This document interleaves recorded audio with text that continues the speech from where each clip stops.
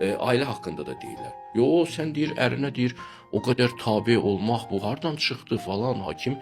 Deyirəm, qızlar, ərə getməyin. Amma ərə gedəndə o kişiyə ərə gedin ki, onun sənin evində lider olmağı sənin acığına getməyəcək. Xoşuna gəlsin. Hə, sənin nəfsini bulandırmayacaq. Ona tabe olacağın bir kişiyə ərə gedin, lütfən.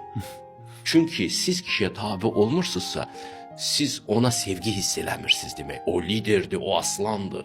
Yəni normalda əslində məntiqlə olaraq siz deyirsiniz fikirləşirəm, hər qadın istəyir ki, öz yanında olan kişisini lider kimi görsün. Əlbəttə ki, o ondan həzz alır qadın. Məsəl üçün kişi istəyir ki, yanında gözəl bir xanım olsun, incə bir xanım olsun.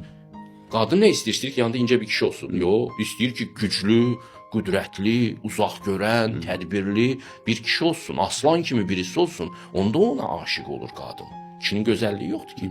Kişinin gözəlliyi kişiliyindədir. Hə, ona görə də deyirəm ki, tamam, o tabe olma o kişiyə. Amma elə bir adam seçin ki, ona tabe olmaq sizin ruhunuzu incitməsin. Var elə kişi. Axtar tabii, istəmirsən getməli. Amma bil ki, bu münasibətlərin psixodinamikası budur. Psixodinamikası. Eyni zamanda kişi də bilməlidir ki, elə bir qadını seç ki, onu idarə eləyə biləcəksən. İdarə etmək hökmran olmaq, zalim olmaq anlamına gəlmir.